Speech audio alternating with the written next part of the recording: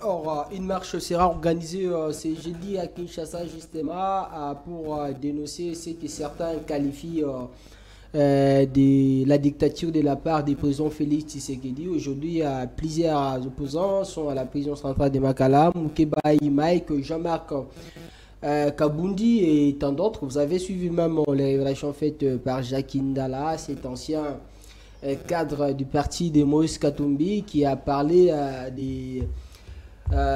des moments désolants qu'il a passés lors de son arrestation à la NER. Aujourd'hui, au vu de tout ce que les gens disent, peut-on qualifier Tshisekedi d'un dictateur ou bien d'un fasciste ou bien d'un démocrate qui peut-être les opposants sont en train de diaboliser, des questions qui méritent d'être posées. On en parle dans cette émission justement. Le président Tshisekedi qui tout à l'heure à partir de 18h sera à la géante tribune des Nations Unies pour s'adresser au monde dans cette 25e sommet extraordinaire des Nations Unies des chefs d'État et des gouvernements qui se tient à New York depuis. Qu'est-ce que le président Tshisekedi va dire? Est-ce que fera-t-il la mea culpa avec le même discours ou bien il parlera d'une manière rassurante au vu de ce qui se passe par exemple à l'est de la République démocratique du Congo?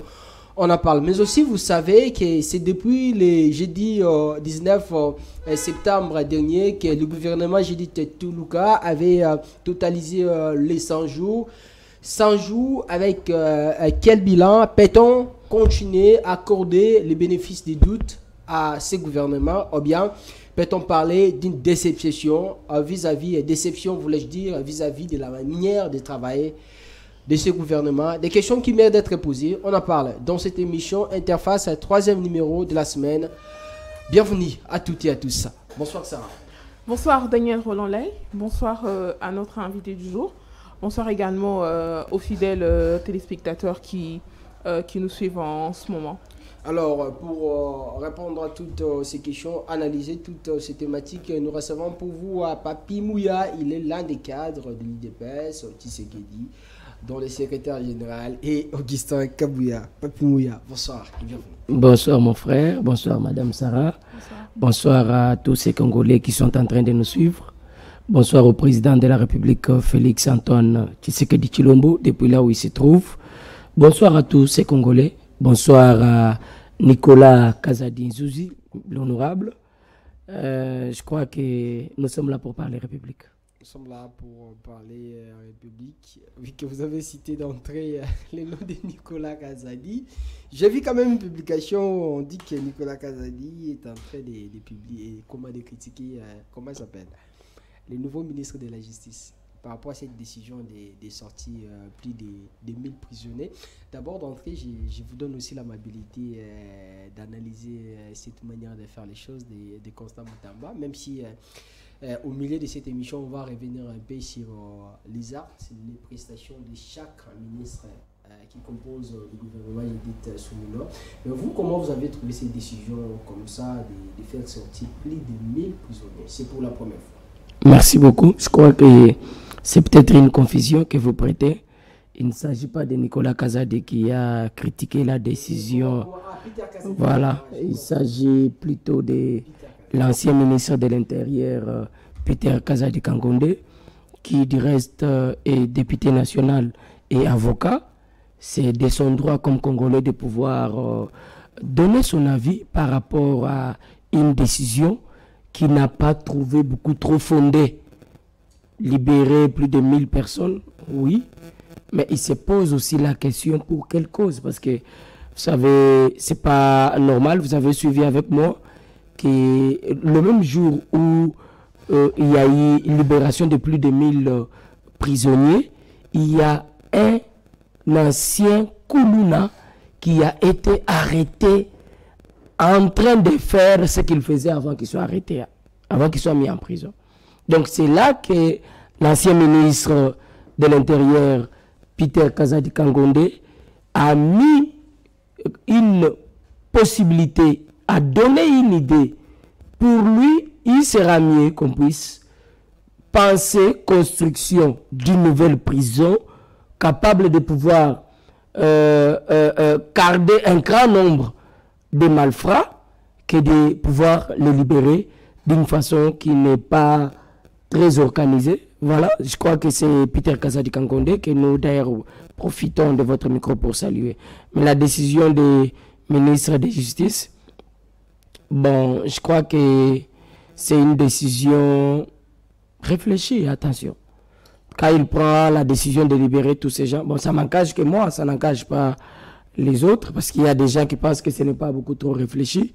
Quand vous regardez le nombre de gens que nous avons en prison, les conditions de vie de ces gens, et même toutes les personnes qui sont libérées, quand vous regardez premièrement leur état de santé, vous vous dites, ah non, il y a de quoi les libérer, même une liberté provisoire, pour qu'ils puissent se faire soigner. Parce que leur état de santé n'était plus correct. Quelqu'un dans un état très bizarre, le garder en prison, je crois que c'est les tuer doublement.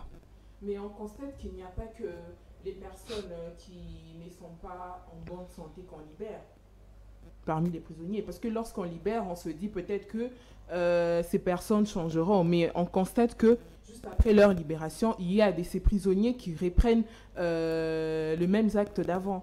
Ce n'est pas la raison pour laquelle certaines personnes pensent que c'est une décision irréfléchie.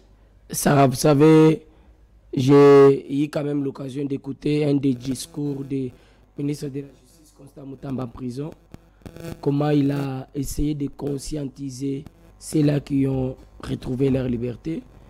Et si quelqu'un trouve que la liberté qu'on lui a accordée ne pesait pas et qu'il pense revenir aux anciens actes, je crois qu'il sera réappréhendé, arrêté et répondre encore de ses actes. Je crois que c'est ça, mais néanmoins, il faut qu'on soit correct. Les gens qui sont libérés, il y en a qui ont été arrêtés d'une manière qui n'est pas correcte, parce que de la même façon que certaines personnes se plaignent parce qu'il y a eu des anciens Koulouna, des personnes qu'il ne fallait pas libérer, qui sont libérées, de la même façon que j'ai vu aussi sur les réseaux sociaux comment certaines familles étaient en joie d'accueillir leurs enfants qui ont été arrêtés dans des conditions qui n'ont pas été bonnes, parce que le magistrat avait décidé que votre enfant puisse faire la prison, parce qu'il y a eu des petites choses. J'ai vu un jeune arrêté il y a 5 ans, tout simplement parce qu'il avait perdu les téléphones des magistrats. J'ai vu un autre arrêté, il a fait 8 ans, tout simplement parce que c'est un mécanicien et que le magistrat a amené sa voiture pour qu'il puisse réparer la nuit. Il y a eu un voleur qui a volé la batterie. Parce qu'on a volé la batterie, quelqu'un doit faire 8 ans. Je trouve que c'est vraiment injuste. La décision d'une part est bonne. De l'autre part, je crois qu'il faut demander au ministre de l'Intérieur de pouvoir renforcer la police dans des coins pour que la sécurité de la population et de leurs biens soit vraiment garantie. Alors, au début de cette émission, vous saluez Nicolas Kazadi. N'avez-vous pas honte ou bien de retenir de saluer quelqu'un qui est sur les bancs des accusés dans cette histoire de détournement de l'argent destiné au forage et puis au lampadaire, même si depuis son retour de l'Europe, ces dossiers, il y a un silence silencieux. Mon frère, comment je peux avoir honte de saluer un député national qui a été élu sur ma liste, la liste de mon parti? Mais Nicolas Kazadi, c'est un Congolais comme tous les autres. Il est député national. Il a été cité dans un dossier parce qu'à l'époque, il a été ministre des Finances. Il a été interpellé par les services et les services ont eu à étudier son cas. Ils ont trouvé qu'il n'était pour rien. Les personnes trouvées concernées dans cette histoire ont été interpellées, placé même en prison en mandat provisoire. Je ne vois pas le mal. Vous savez, on est jeunes. Les gens qui ont été payés hier pour salir l'image de Nicolas Kazadi, il y en a qui regrettent aujourd'hui, je t'informe. Il y en a, nous parlons avec. Ils nous disent, mon cher, nous avons été induits en erreur, c'est parce que les vieux n'avaient pas mis les paquets. Ils invoquent des choses comme ça. Parce qu'il y a des gens qui vivent que d'une communication qui n'est pas correcte aujourd'hui. Il y a des gens qui est prêt à être payé pour venir salir papy, pour venir salir Nicolas Kazadi. Mais aujourd'hui, on en découvre. Il y a des gens qui, eux-mêmes, sont prêts à faire un témoignage contraire. Donc ici, si nous nous méfions à tout ce que les communicateurs, les journalistes disent, je crois qu'on n'aura même pas le courage de regarder nos héros nationaux, des personnes qui ont lutté pour que la République démocratique du Congo puisse être considérée. Parce qu'il faut préciser ici que Nicolas Kazadi, il faut lire les rapports de PNUD, de FPI, FMI et les autres. On vous dit que c'est parmi les rares ministres qui ont eu à laisser des réserves considérables dans la caisse de notre pays. C'est quelqu'un normalement qu'il fallait qu'on puisse apprécier, qu'on puisse féliciter, mais qui a été payé à monnaie de singe, tout simplement parce qu'il y a eu ces Congolais-là qui ont eu la mauvaise foi, qui ont accepté d'être payés pour salir l'image de quelqu'un comme ça. Et moi, Papi Mouya, je refuse de parler comme tout le monde. Je refuse de prendre une position qui n'est pas correcte pour un responsable.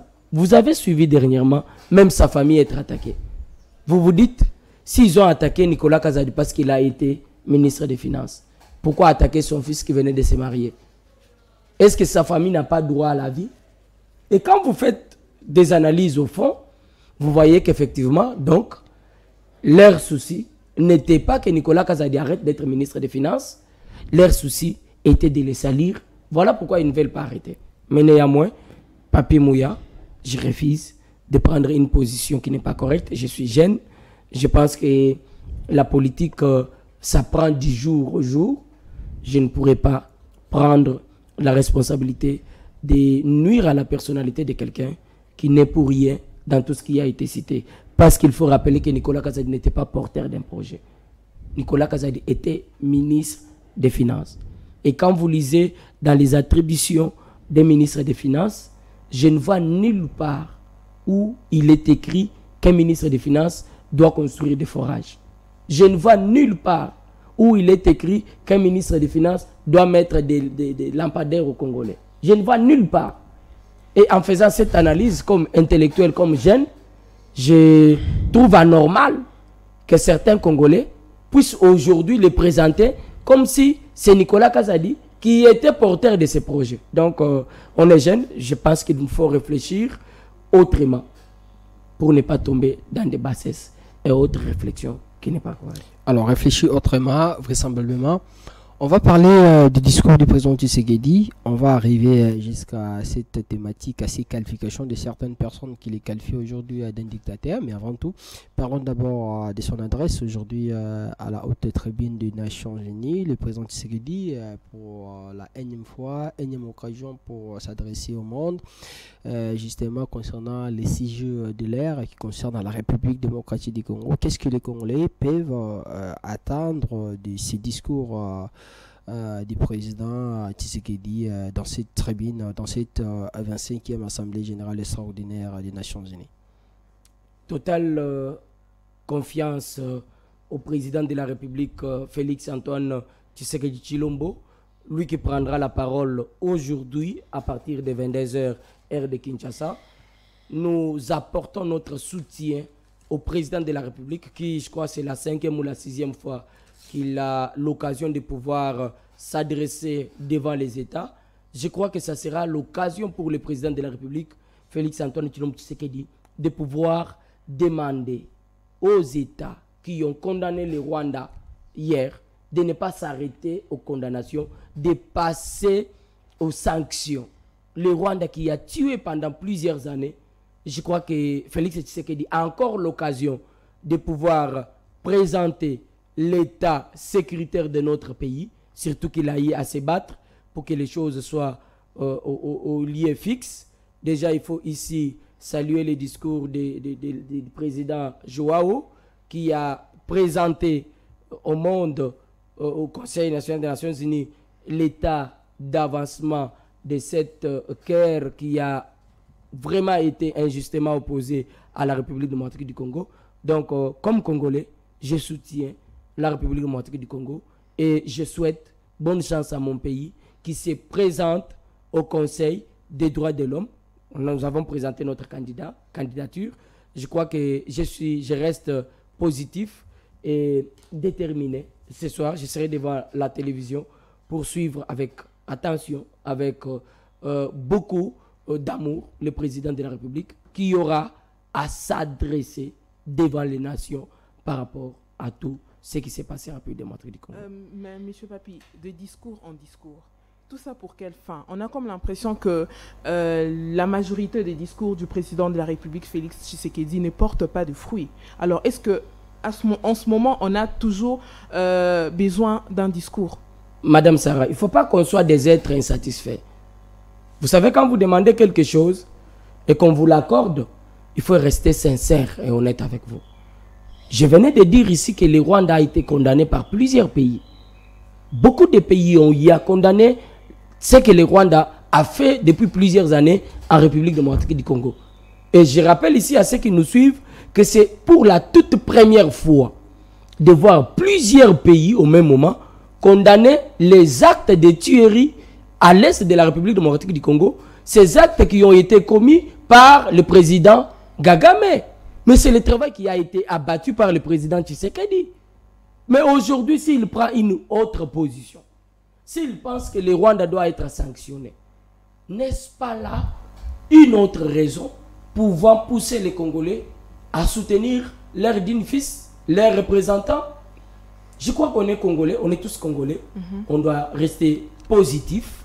On doit d'abord accepter que la lutte sur le plan diplomatique menée par le président Félix Tshisekedi ont apporté plusieurs fruits. Parmi ces fruits, je peux vous rassurer aujourd'hui, je venais de vous dire que le Rwanda est condamné par tout le monde. En dehors de ces pays qui condamnent le Rwanda, je vous rappelle ici que le Rwanda n'avait jamais accepté, et même l'ONU n'avait jamais accepté qu'il y avait des Rwandais qui tuaient en République démocratique du Congo. Vous avez suivi les derniers rapports de l'ONU qui a confirmé que les Rwandais, on avait trouvé les soldats rwandais sur le sol congolais. En dehors de ça, Madame Sarah, mais Paul Kagame est en perte de vitesse aujourd'hui. Je vous dis, Paul Kagame n'est pas le Paul Kagame que nous avons connu hier qui s'est tapé la poitrine. Mais c'est grâce à la lutte diplomatique du président Félix que nous sommes en train de vivre tout ça. Hier, on parlait de la guerre de l'Est. Mais on n'avait jamais vu les choses s'être présentées comme aujourd'hui. On vous dit clairement que le Rwanda tue, même un enfant sait que Paul Kagame est en train de tuer à l'est de la République démocratique du Congo. Donc ce sont des avancées qu'il faudra qu'on puisse soutenir. Et l'est de la République ne restera pas comme ça. Le président Félix Tshisekedi dit tout ce qu'il ne veut pas, c'est une paix qui ne sera pas durable. Non. Il faut qu'on arrive à assurer une totale paix en République démocratique du Congo. Mais est-ce que cela peut nous pousser à dire aussi un jour que Paul Kagame peut trembler devant la RDC? Je vous assure que Paul Kagame est en train de trembler devant la RDC.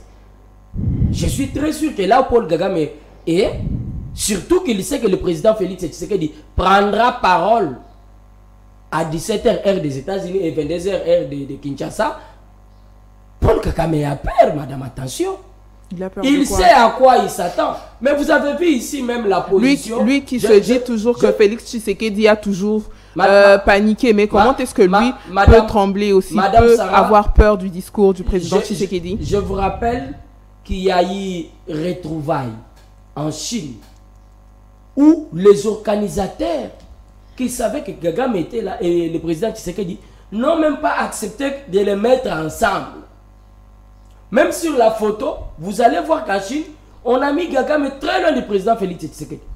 Pourquoi? Parce qu'ils savent que le président congolais est en colère. Le président congolais n'est pas d'accord avec la façon de faire de Kagame depuis plusieurs années.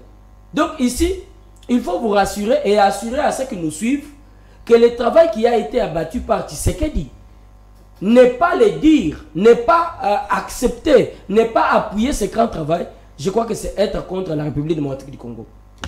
C'est être contre. Comment les pays qui sont voisins, les pays qui sont loin de la République démocratique du Congo peuvent apprécier le travail qui est fait par Félix Tshisekedi pendant que nous essayons de nous opposer? On s'oppose par rapport à quoi? Mais cette guerre n'a pas commencé sous Tshisekedi. Soyons corrects. Mais lui, il a promis de la cesser. Effectivement, c'est ce qu'il est en train de faire.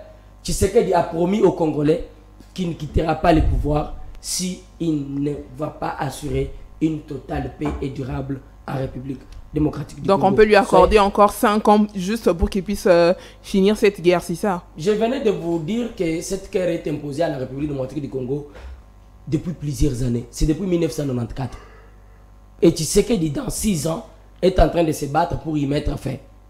Attention, Kagame pendant tout ce temps a eu à se tirer des relations raffinées sur le plan diplomatique avec d'autres pays. Ce qui a fait des Kagame forts dans les temps. Mais aujourd'hui, toutes ces relations qu'il a eu à se tirer dans des magouilles, dans des positions qui n'ont pas été correctes, ont été détruites par le président Félix Tshisekedi, que nous félicitons aujourd'hui. Je crois que c'est des choses qu'il faudra qu'on puisse regarder en face. Nous pouvons avoir nos multiples positions. Mais quand on arrive devant une réalité, il faut qu'on ait le courage de dire merci et félicitations à Félix Tshisekedi pour le travail qui est déjà fait.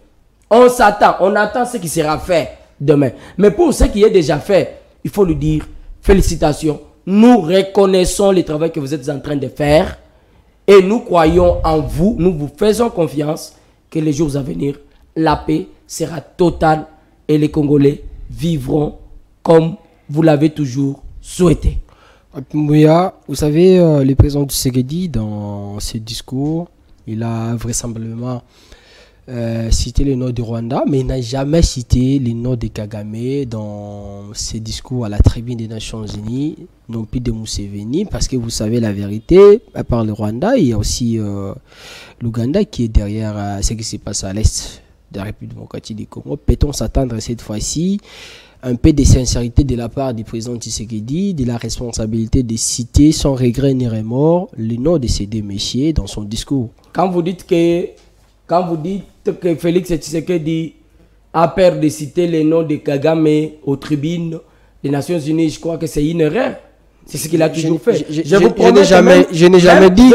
n'ai pas dit qu'il a peur, j'ai dit qu'il n'a jamais cité le nom de Kagame. Dans ses discours à la tribune des Nations Unies. Je vous rappelle ici il parle du Rwanda souvent. Je vous rappelle ici que le Rwanda est dirigé par Paul Kagame et je vous rassure que ce soir, Félix Tshisekedi éclairera une fois de plus que l'auteur de tout ce qui se passe à l'est de la République démocratique du Congo, c'est le président rwandais Paul Kagame. Ça sera pour la première fois. Non. À la tribune des Nations Unies. Mon frère, si vous avez eu l'occasion de connaître, d'avoir tout ce que vous avez comme information, des morts qui s'est fait, qui s'est laissé voir à l'est de la République, que c'est Kagame, c'est grâce à Félix Tshisekedi. Tu vois.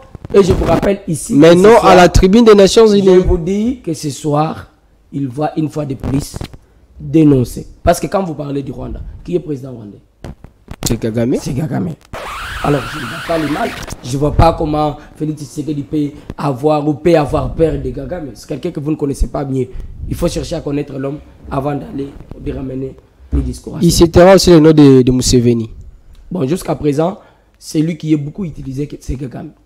C'est Kagame qui est à la base depuis 1994. Je crois que ça sera raisonnable qu'on en finisse avec lui. C'est quand on aura fini avec lui qu'on regardera qui encore est en train d'envier nos minéraux. Quel est le voleur qui cherche encore à voler nos minéraux? Et je crois que Félix Tshisekedi est en train de le faire d'une très bonne façon. Et c'est quelqu'un qu'il faut encourager. Félix Tshisekedi dit qu'aujourd'hui on traite de dictateur par certaines personnes au vu des arrestations multipliées des opposants en République démocratique du Congo. Vous avez Mukebaï qui est en prison, vous avez Kabundi, vous avez tant d'autres. Vous avez suivi Jacques Ndala dans ce qu'il a fait comme révélation de ce qu'il a subi quand il était arrêté au niveau de l'ANR. Qu'en pensez-vous de toutes ces accusations envers le président congolais, Félix Tshisekedi? Peut-on confirmer, peut-on dire aujourd'hui que ces opposants, ces gens qui les traitent ainsi, ont raison que Tshisekedi est vraisemblablement un dictateur? Mon frère Daniel, vous savez, il faut préciser une chose ici. Le président Félix Tshisekedi a toujours été contre toutes sortes de violences. Félix Tshisekedi a toujours été contre. Mais pourtant, c'est ce qu'on voit. Permettez, madame, c'est qu'on voit où? Attention, dire que Tshisekedi est dictateur, je crois que c'est ne pas connaître la République démocratique du Congo et l'histoire de la République démocratique du Congo. Dire ici, confirmer que Félix Tshisekedi est dictateur, c'est très faux. Quel est l'opposant qui a été arrêté pour rien? Non, mais soyons corrects. Ici, acceptons aussi, si nous acceptons qu'il y ait un changement en République démocratique du Congo, si nous acceptons que les choses puissent changer, si nous acceptons qu'il y ait un développement, acceptons aussi que les décisions fortes soient prises. Ce qui s'est passé avec Jacques Ndala, si c'est vrai, je ne serai pas d'accord avec ça. Si c'est vrai, Félix Tshisekedi ne sera jamais d'accord avec ça. Parce que ce sont des actes qu'il avait toujours condamnés depuis l'opposition. Et je ne pense pas qu'il peut accepter que ce genre d'actes puisse se passer sous sa gestion. Je ne vois pas pourquoi les soi-disant opposants essayent toujours pour des faits qui ont été corrects. Parce que Jacques Ndala sait qui a tenu ce discours. Madame Denise Dichochoa, j'apprends d'ailleurs qu'elle est aux arrêts, elle a été arrêtée depuis Brazzaville. Mais c'est elle la responsable. Pourquoi elle a toujours été rapprochée de la présidence? On vous a dit que Denise Dichochoa travaille à la présidence de la République? Non, mais c'est une Congolaise qui a eu à dire de n'importe quoi. Et ce qu'elle a dit, elle est l'unique responsable. Elle est l'unique à répondre de ses actes. Elle est l'unique à prouver. Il faut qu'on arrive à séparer les choses. Est-ce que Jacques Ndala a été violé? C'est la grande question qu'il faut se poser. Attention, parce qu'on aura affaire à la justice, il faut se préparer, parce qu'il y aura des examens qui vont être demandés, il faudra à ce que le tout soit au clair. Parce qu'aujourd'hui, je vois certains, les soi-disant opposants qui s'étaient déjà enterrés hier, chercher à s'accrocher à un discours tenu par Jacques Ndala et faire de ça la parole d'évangile. Non. Non. Jacques Ndala, c'est un Congolais. Il y a eu des faits qui ont été relatés par rapport à son état quand il vit en prison. Et la personne qui a eu à dire n'importe quoi a été arrêtée. Je ne sais pas pourquoi. Parce que jusqu'à présent, il n'y a aucune preuve qui atteste que des bavures qui ont été commises sur Jacques Ndala ont été commises à l'ANER. Aucune preuve jusqu'à présent. Mais d'après vous, quel intérêt a-t-il à mentir dans ce discours? Les politiciens congolais. Est-ce que c'est une façon de nuire le régime Tshisekedi ou soit de dire carrément, de parler en mal du service de l'ANER? C'est ça que je venais de dire que ce service est incompétent. C'est ça que je venais de vous dire, que les soi-disant opposants congolais continuent à chercher comment trouver des poux dans une tête où il n'y a pas de cheveux. Ils cherchent comment trouver une voie d'entrée. Mais chacun d'aller sortir de la prison il y a presque une année. Je n'appuie pas ce que j'ai appris qu'on lui a fait. Mais ça fait une année qu'il est sorti de la prison. Mais pourquoi avoir attendu tout ce temps pour finalement sortir ça comme ça? C'est la question qu'il fallait poser à Jacques Ndala. Pourquoi êtes-vous? Je l'ai suivi dire que c'est pour raison d'honneur, c'est pour raison... Non mais écoutez, il y a des choses qu'il ne faut pas garder secrètes. On vous viole. Un homme, à partir d'une voie qui n'est pas normale, vous sortez de la prison, vous dites, pour mon honneur. Quel honneur avez-vous devant Dieu? Quel honneur avez-vous devant votre famille, surtout votre femme? Quel honneur avez-vous? Et maintenant qu'il y a des révélations, allez-vous avoir des preuves, Jackie? Allez-vous apporter vraiment des preuves? Parce que ça n'a pas donné une bonne image de nos services. Surtout que l'ANER a été citée. Aujourd'hui, la dame a été arrêtée. La dame fera face à la justice. Parce que nous tous, nous avons l'habitude de dire la justice élève une nation. Jacques Ndala a saisi la justice et la dame est arrêtée. Qu'on nous éclaire, qu'on arrête de citer Tshisekedi dans des bêtises qui n'ont rien à voir avec la réalité. Tshisekedi a été toujours contre toutes sortes de violences. Ça et vous et moi nous connaissons. Félix Tshisekedi ne peut jamais accompagner un acte de violence. Il a promis dès le début qu'il fera tout pour que les cachots, plusieurs cachots, soient fermés. Il est en train de lutter pour que le tout soit fermé. Alors il faut qu'on soit juste, qu'on parle clairement. Est-ce que nous ne sommes pas en train d'aller lentement mais sérieusement, au rythme du Gondwana. Vous avez quand même suivi ces films avec le président fondateur, où il y avait des signaux du totalitarisme dans ce pays, comme aussi en République démocratique du Congo, où aujourd'hui, quand on est opposant, on ne peut pas parler, dire des vérités au régime en place, on ne peut pas interpeller les présidents Tshisekedi. Dès que vous les faites, on vous interpelle. Aujourd'hui, c'est le cas avec Seth Kikouni, parce qu'il a dit des choses, on l'a interpellé, et les choses évoluent de cette manière. Daniel, avez-vous eu l'occasion de suivre le discours de Seth Kikouni à Lubumbashi? C'est la grande question que je vous pose. Si vous n'avez pas eu l'occasion de suivre ce discours, je vous demande, vous, d'aller suivre ce discours. Surtout de ne pas oublier cette guerre qui a, comment dirais-je, ce plaie qui est resté au cœur de plusieurs Congolais tués vers les années passées, au Katanga. Certains Congolais ont été tués à cause des discours de ces genres tenus par Seth Kikouni. Allez resuivre ces discours, peut-être que vous n'avez pas eu le temps de les suivre. Quand quelqu'un rappelle au Katangais que c'est sous vos yeux que certaines choses se passent, ça veut dire quoi? Ça veut dire qu'il est en train de monter un peuple contre un État. Il est en train de monter un peuple contre un autre.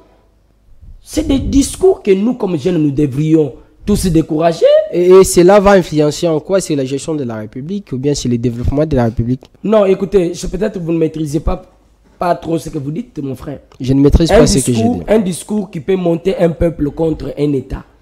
C'est un simple discours où le peuple n'a jamais été monté.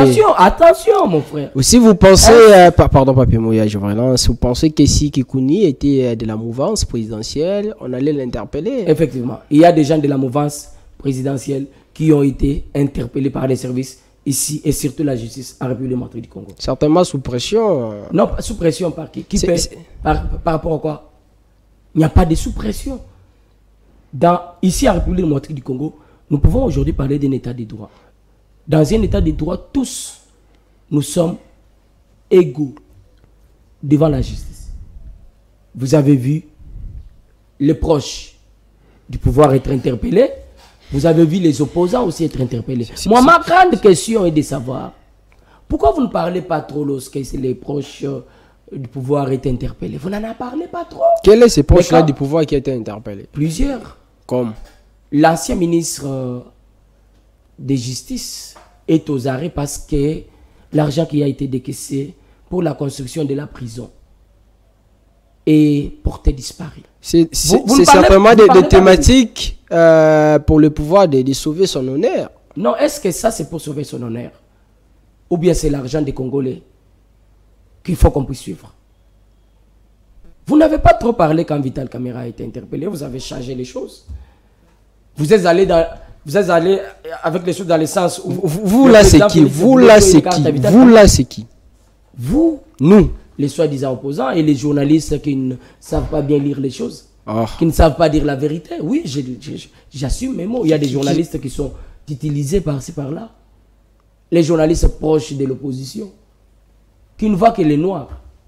Si vous posez la question, comme j'avais suivi ici un soi-disant opposant, on lui pose la question, qu'est-ce qui a changé depuis que Félix Tshisekedi est au pouvoir? Il dit, sa famille. C'est comme si la famille de Tshisekedi était une famille zéro avant que Tshisekedi puisse être président de la République. Et une vérité ou attention, c'était une grosse bêtise de ce soi-disant opposant. Qui n'a pas connu la famille de Tien Tshisekedi ou Moulumba avant que Félix mais c'est normal, on le sait, quand quelqu'un arrive au pouvoir, sa famille, sur le plan social, va changer. C'est une réalité qu'on ne peut pas refuser. Même si avant, il avait de l'argent, mais quand on arrive au pouvoir, c'est d'autres réalités. Daniel, oui, vous ne connaissez pas la famille de Tshisekedi. Ah bon? Posez la question à votre grand-père ou votre grand-mère.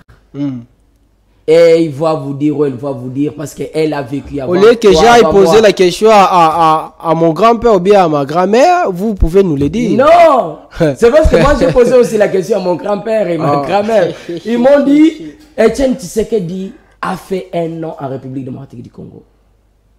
Etienne Tshisekedi, c'est quelqu'un que tous les anciens, tous les Congolais qui ont eu à passer beaucoup de temps ici, peuvent nous dire. Voilà pourquoi je ne peux pas demander ou je ne peux pas aller poser la question à mes parents. Je suis allé poser la question à mes grands-parents. Pour qu'ils me disent les noms de Tshisekedi. C'est aujourd'hui que nous sommes à l'aise. Mais Tshisekedi représentait tout pour nos grands-parents. Attention, même nos parents. Quand vous parlez de Tshisekedi, ils vous disent que c'est quelqu'un qui a eu assez de considération pour les Congolais. De la même façon, on nous a dit qu'il était le premier docteur en droit. Écoutez, en démocratie du Congo. C'est cet amour que les Congolais portaient pour lui qui a poussé certains Congolais à aller au-delà. Je te dis, mon cher. Donc, ce n'est pas que la famille de Tshisekedi a changé quand Félix Tshisekedi est venu au pouvoir, mon cher Daniel. C'est pratiquement impossible. Il faut qu'on apprenne à dire la vérité aux Congolais. La famille Tshisekedi, c'est une famille respectueuse. C'est une famille qui a existé depuis très longtemps et qui a vécu le bonheur avant que Félix Tshisekedi puisse arriver au pouvoir. Pour preuve, si vous regardez la grande partie de la famille Tshisekedi, tous ne font pas la politique. Tous continuent à faire ce qu'ils faisaient hier. C'est pour vous dire qu'ils ne vivaient pas de la politique. Et il y en a jusqu'à présent qui ne continuent pas à vivre de la politique, qui vivent que de ce qu'ils faisaient. Donc mettons loin nos familles lorsqu'il faut présenter les choses. Un opposant à une question. Qu'est-ce qui a changé depuis que Félix est au pouvoir? Vous avez entendu sa réponse. Mais il oublie au moins que nous avons la gratuité de l'enseignement aujourd'hui. Tous les enfants peuvent aller à l'école. Peu importe. Il oublie au moins qu'aujourd'hui en République démocratique du Congo, les proches d'un président de la République peuvent être arrêtés et interpellés. Il oublie au moins qu'aujourd'hui, les routes sont en train d'être construites. Il oublie au moins que les écoles, avec le programme de 145 territoires, sont en train d'être construites. Il oublie au moins aujourd'hui qu'on peut parler d'un état de droit. Il oublie la liberté. Mais Sarah, vous savez, qu'en RDC, avant que Tshisekedi soit au pouvoir, il y avait des discours qu'on ne pourra pas tenir. Vous savez. Mais s'ils disent que Tshisekedi c'est un dictateur, c'est qu'ils sont soit malades, soit ils font semblant de l'être. Mais ce n'est pas une stratégie pour lui, laisser les personnes parler en toute liberté, puis après les traquer. Madame Sarah, Félix Tshisekedi sort d'une famille politique qui a trôné la démocratie, qui est arrivé à prendre le pouvoir avec cette même démocratie, avec un stylo. Félix Tshisekedi ne peut pas être derrière tous les opposants parce qu'il parle. Sarah, Fayoulou n'est pas opposant. Mais Fayoulou venait de tenir ses meetings, ses discours ici. Pourquoi il n'a pas été interpellé? Qu'est-ce que cette Kikouni représente pour la République? Est-ce que cette Kikouni pèse? Les partis de cette Kikouni représentent quoi pour l'IDPS? Soyons corrects. Mike Mukebai, vous avez invoqué son cas. Mais vous avez oublié les propos tenus par Mike Mukebai ici sur le même plateau avec Daniel Safou. C'est vrai qu'on peut poser un problème par rapport à l'état de carcération et autres, mais c'est vrai aussi qu'il ne faut pas oublier c'est pourquoi il a été interpellé. Nous sommes Congolais. Soyons humains. Ce n'est pas parce que je me retrouve devant la caméra que je suis obligé d'aller au-delà de la vérité. Soyons humains, laissons les gens sortir de la prison. Soyons humains, n'arrêtons pas les gens. Soyons humains, c'est ça l'humanisme. Non. L'humanisme plutôt. Non, vous savez une chose qui est vraie. Dans un état de droit, vous avez intérêt à savoir là où vos intérêts, vos droits s'arrêtent. C'est là où commencent les droits des autres. Alors, bien réussi. On chute avec cette émission. On va parler de la très distinguée Première ministre de Félix Tshisekedi, Madame Judith Tuluka, avec son gouvernement, 100 jours, oui, ce gouvernement a totalisé 100 jours depuis le jeudi 19. Aujourd'hui, au vu de la manière de travailler de chaque ministre, au vu de la manière de travailler d'elle-même, Madame Judith Tuluka, quelle analyse pouvez-vous faire de ces gouvernements? Quel bilan? Est-ce qu'aujourd'hui, les Congolais ont quand même l'amabilité de continuer à accorder une chance, et bien à accorder un bénéfice des doutes à ces gouvernements de Mme Tuluka? Merci beaucoup. Merci, mon frère, par rapport à la question. Pour cette question, merci. je voulais préciser une chose qui est vraie. C'est vrai qu'il y a eu un gouvernement qui a été mis en place par Madame Judith Soumino. C'est vrai aussi qu'il faut préciser qu'il y a des ministres qui ont bien travaillé et il y a des ministres qui n'ont pas bien travaillé. C'est une chose parce que ici chez nous, l'UDPS, nous n'appuyons pas les gens qui ne font rien. Nous n'avons pas l'habitude de les appuyer. L'UDPS, quand vous faites bien les choses, nous applaudissons. Mais apparemment, vous les applaudissez avant même de travailler. Non. Avant de les voir travailler, vous les applaudissez déjà. Vous faites des éloges. Non, quand le chef vous fait confiance, même nous vous faisons confiance. Nous comptons sur vous. Maintenant, c'est par rapport à ce que vous allez faire que nous pouvons soit applaudir, soit dire le chef de l'État s'était trompé de la personne. C'est comme maintenant. Nous sommes en train de parler de Doudou Famba Likonde. Doudou Famba, qui est ministre des Finances aujourd'hui, qui a travaillé pendant les 100 jours, mais qui a présenté aux Congolais une autre image de ce ministère des Finances. Je rappelle ici que Doudou Famba et le ministre du plan, Kile Nyembo, sont en train d'évaluer en fait le projet PDL 145 territoires avec la directrice du PNID. Doudou Famba est en train, ensemble avec le ministre Kile Nyembo, qui est ministre au plan, ils sont en train de faire une évaluation ensemble avec la PNID. Ils le font pourquoi? Ils le font parce qu'ils savent que les Congolais attendent beaucoup d'eux. Donc c'est des choses qu'il faudra qu'on puisse dire la vérité. Il y a des ministres qui ont travaillé. Comme encore? Non, je m'en vais d'abord parler de Doudou. Vous avez parlé de lui. Oui, en dehors de Doudou Famba, vous avez Teddy Luamba qu'on venait de nous mettre sur les écrans. Teddy, qui venait d'ailleurs, je forme ici. C'est monsieur. Oui, Teddy Luamba vient une fois de plus de donner des bus aux agents de ce ministère, au secrétariat général. Il a une fois de plus pensé, permettez, je vais arriver. Ses attributions. Non, écoutez. On l'avait nommé là-bas pour commencer à donner des bus. Un ministre a aussi le droit de regarder les conditions de travail de ces agents. Mais courez au non, le problème des courants, il faut attendre, il est en train de travailler. On va attendre jusqu'à quand? Attendez, Teddy Luamba a travaillé. Aujourd'hui, je vous dis que ce ministère d'hydraulique est en train de générer beaucoup de fonds à la République. On me parle de plus de 3 millions ou 3 milliards. Mais les résultats doivent être escomptés pour la population. Daniel, quand vous me posez la question, laissez-moi le temps de vous répondre. Ok. Je m'en vais vous dire que Teddy Luamba, qui est ministre d'hydraulique, a beaucoup travaillé pendant ces 100 premiers jours. Parmi ses réalisations, je vous ai dit qu'il a travaillé pour que la République démocratique du Congo puisse bénéficier quand même de ces ministères. Il y a de ces fonds qui allaient dans le vide. Je vous ai dit que Teddy Luamba a un ministère qui travaille avec proche du peuple d'abord. Le social du peuple est collé au ministère de Teddy Luamba. Vous avez parlé du courant, vous avez parlé de l'eau.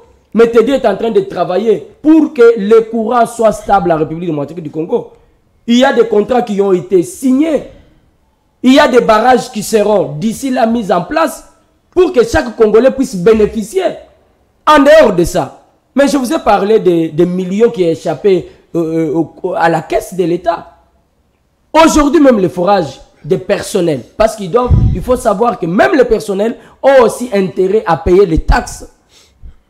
Il y a des compteurs intelligents qui seront placés à leur comptage, à leur forage. Et tout ça, ce sont des exploits qu'il a eu à faire. Aujourd'hui, Mayimbi est électrifié. Il y a le courant à Mayimbi. Pendant que cette zone a été abandonnée pendant très longtemps. Mais c'est grâce à Teddy Luamba qui a pris en charge, qui ne reste pas au bureau. Parce que le Congo est en train d'avancer. C'est un pays qui est comme un chantier. Sortons. Vous avez déjà cité D. Il faut reconnaître vous citez 4. Vous citez 4. Ça reste D. Non, écoutez, je vais vous les citer. Mais vous avez Jean-Pierre Liaou. Jean-Pierre Liaou, aujourd'hui, j'apprends aussi qu'il a donné des bus aux agents, aux fonctionnaires. Jean-Pierre Liaou a remis la clé au secrétaire général. Donc il faut reconnaître quand quelqu'un fait un bon travail. Jean-Pierre Liaou aujourd'hui avec les fonctionnaires, qui n'applaudit pas. Qui peut dire le contraire? Est-ce que Jean-Pierre Liaou a arrêté? Non, il n'a pas arrêté. Il continue à faire pour le bien des Congolais. Parce que hier, vous avez entendu une petite équipe déjà chercher à présenter les choses d'une manière qui n'est pas correcte. Mais Jean-Pierre Liaou continue, peu importe ce que les gens disent, mais le travail se laisse voir, mon frère. 4, Soto. Donc, c'est des choses qu'il faudra à ce que nous, comme Congolais, nous puissions regarder en face toutes ces réalités, nous puissions appuyer. Il n'est pas seulement question qu'on puisse se mettre à critiquer, non. On a tous intérêt à évaluer le travail qui est fait. 4e et dernier. Non, vous voulez que je puisse citer le ministre d'Agriculture. Quand je vous parle, il a même eu l'occasion de recevoir le général Kabouik pour étudier avec lui dans quelle mesure de possible la République démocratique du Congo peut vraiment investir avec force dans le secteur d'agriculture. Parce que les Congolais ne peuvent vivre que de notre sol. Les Congolais doivent tout faire pour s'aimer, attendre récolter demain. Pour ne pas être un peu... pour ne pas avoir la main tendue demain. Non mais Daniel, quand on vous parle de Doudou Famba, vous vous attendez à quoi? Vous revenez encore. Oui, je reviens parce qu'il y a des choses que je n'ai pas dit. Mais le ministère des Finances hier, c'était une source de tous les problèmes que nous avons connus en République démocratique du Congo. Mais ça fait plus de 100 jours qu'il y a eu stabilité, les dollars n'ont pas bougé. Vous êtes là pour soutenir les ministres des Finances. Permettez. Vous soutenez Gazadi, vous soutenez Fouamba. Laissez-moi terminer. Laissez-moi terminer. On doit faire une association des parce gens qui vont soutenir les ministres des hier, Finances dans ce pays. Quand il y a eu des problèmes hier, vous avez accusé le ministre de l'IDPS. Et quand un ministre de l'IDPS est à la tête d'un ministère comme le ministère des Finances, et qu'il fait un grand travail, il faut l'appuyer. Donc vous soutenez le ministre IDPS des Finances. Avec la directrice de PNUD et le ministre du Plan, Kilé Nyembo, ils sont allés négocier pour que les ouvrages soient remis à la République démocratique du Congo au plus tard le 31 décembre. Là, nous parlons de Doudou qui se bat. Il y a des écoles qui ont été construites, il y a des routes. On doit travailler pour que les choses soient claires. Donc ici, nous devions appuyer ceux-là qui travaillent correctement. Donc la table ronde qui s'est organisée, nous pouvons dire ici que Doudou Famba est en train de travailler sur un terrain qui est visible et nous avons tous intérêt à l'appuyer. Nous avons intérêt ici à pouvoir accepter que je puisse profiter, comme j'ai parlé du ministère des Finances, que je puisse saluer les coordonnateurs de tous les communicateurs qui sont attachés aux finances, Charles Dadi Kangou, qui fait un bon boulot. Acceptez aussi que je puisse saluer Hervé Moukeba, qui est le communicateur du chef, et toute la grande famille, parce qu'ils me disent chaque fois que je viens, que j'ai l'habitude. Vous allez saluer à la fin. Moi, je pose la dernière question. Vous avez cité 4 à 5 ministres qui ont bien travaillé, qui continuent à bien travailler, certainement. Mais si on vous demande aujourd'hui de citer, ou bien si le président Tshisekedi vous appelle là, Mouya vient d'abord aussi. Propose-moi des ministres qu'aujourd'hui je dois chasser de ce gouvernement parce que ce sont des médiocres qui n'ont pas bien travaillé. Vous allez citer qui et qui? La première que je vais citer, c'est la ministre de la Jeunesse. Ah, elle n'a pas bien travaillé. C'est là qui est venue avec un projet aussi. Fais ça qu'on rechasse. Voilà, vous-même vous voyez. Donc je citerai la dame, je dirais au président de la République qui n'a pas compris c'est quoi le ministère de la Jeunesse. Elle est restée dans non, on ne nous donne pas de fonds, dans des plaintes, elle s'est plainte, pendant qu'il fallait qu'elle puisse chercher comment elle doit aider la République. Les jeunes attendaient beaucoup d'elle. Voilà, il y a des fonds, il y a des partenaires. Il fallait qu'elle travaille sur ça. Mais malheureusement, elle s'est perdue jusqu'à manquer à un événement organisé par William Mukambila, qui est président de CNJ, un jeune qui a eu à prouver aux autres ministres qu'il est possible de mieux faire même si on n'est pas au gouvernement. Président de CNJ, mais qui a eu à recouper la jeunesse en République démocratique du Congo jusqu'à se retrouver devant le président de la République. Vous voyez? C'est que la dame a manqué hier, un président d'un CNJ. La dame est venue avec un projet importantissime ici, PESA Congo Chance. C'est comme si le Congo n'avait pas de chance. Donc, deuxième. Les gens qui n'ont pas bien travaillé. Oui. Mais ils sont nombreux, mon cher. Vous voulez vous citer que deux. Vous citez la dame qui nous a mené un projet ici, Topé sa Congo Chance. Vous continuez au PESA Congo Chance. Deuxième. Bon. Vous voulez que je puisse citer tout le monde, ça ne sera pas bon. Je n'aime pas aller au fond. Préservez-moi, je ne vais pas me mettre à citer. J'ai cité les gens qui ont bien travaillé. Et je ne dois pas oublier ici de dire aux Congolais que le ministre de l'Intérieur, Jacquemain Chabani, est parmi les ministres qui sont en train de s'imposer pour que les choses marchent clairement en République démocratique du Congo, Daniel. Ça, c'est une erreur si je ne précise pas, si je ne dis pas aux Congolais que Chabani est en train de chercher comment s'imposer. Vous avez vu dernièrement les cachots qu'avait la police, et il a travaillé, il a donné une autre image à la police de mon pays. Il est allé lui-même donner quelques cachots. Ce n'est que le début, parce qu'il a promis qu'il va aller au-delà. Vous chitez avec l'émission, Papi Moué. Merci beaucoup. Acceptez que je puisse ici profiter, saluer l'honorable Tobi Kayumbi, lui qui venait de reprendre le travail, parce que les députés nationaux étaient en vacances parlementaires. Il a repris. Nous vous souhaitons bon travail, chère Excellence. Acceptez aussi qu'on puisse souhaiter bon retour parlementaire à un digne fils UDPS, le questeur du Sénat, Topin Kabongo, Moukengechaï Kouloutou. Nous vous saluons. Nous vous rappelons que nous comptons sur vous. Nous continuons à espérer voir la caisse du Sénat être très bien gérée, parce que nous savons que vous êtes un homme honnête et sincère. Salutations à l'honorable Jerry Djigala, lui qui est député national au niveau de Funa. Bon boulot, nous l'avons vu se battre pour éclairer beaucoup de coins. Et nous croyons que les jours à venir, ce sont ces mêmes personnes qui vont faire la fierté de la République démocratique du Congo. Daniel, ça sera un péché si je ne salue pas Madame la gouverneure Fifi Masuka Saïdi. Elle qui fait la beauté de sa province. Elle qui s'est imposée au milieu des hommes gouverneurs. Nous avons vu Fifi Masuka qui a imprimé, qui a donné l'impression, qui a donné l'image d'une autre province, qui a quand même prouvé au monde que la femme peut mieux faire. Nous saluons Madame Fifi et nous la rappelons que nous sommes en train de vous soutenir, nous sommes en train d'accompagner tout ce que vous faites, parce que vous ne le faites pas pour vous, vous le faites pour la République démocratique du Congo. Nous serons toujours là pour vous saluer et apprécier tout ce que vous faites. Salutations particulières à Platini, Bukasa, les communicateurs du chef, les proches du secrétaire général Augustin Kabouya Chilumba. Nous vous saluons, notre cher ami, nous vous portons au cœur. Donc, si je me mettais à saluer, je crois que c'est tout le monde. Laura Maillé, le coordonnateur de tous les communicateurs de l'IDPS. Nous vous saluons. Nardine Zongola, coordonnatrice, nous vous saluons. Tu as aimé cette séance de salutations, Sarah? Oui, ça m'a presque endormi. Hein. Je dois aussi saluer Madame Sarah.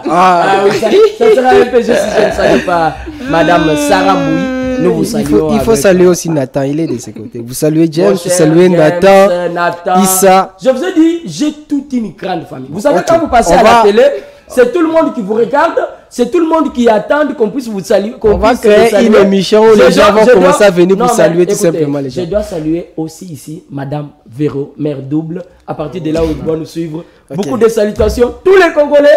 En tout cas, ça me fait du mal de ne pas vous saluer, mais regardez, si on peut prendre toute une émission pour saluer. Merci beaucoup. Nous vous saluons à partir de là. Merci beaucoup. C'est dans cette ambiance que nous terminons cette émission. Merci Papi Mouya. Je rappelle que vous êtes cadre des partis politiques IDPS, dont Augustin Kabouya est le secrétaire. Merci d'avoir répondu à cette invitation, à toutes nos questions. Merci Daniel. Merci Sarah. Merci Monsieur Papi. Merci à toi aussi Daniel, ainsi qu'à toutes ces personnes qui nous ont suivis.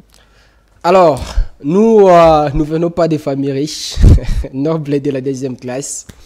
Nous savons juste cohabiter avec les gens, car nous ne sommes pas là pour impressionner et faire du mal aux gens. Nous sommes juste à la recherche du bonheur et meilleur. À demain pour le 4e et avant-dernier numéro de la semaine de cette émission. Que vive la République, que vive la RDC. Restez-nous toujours fidèles.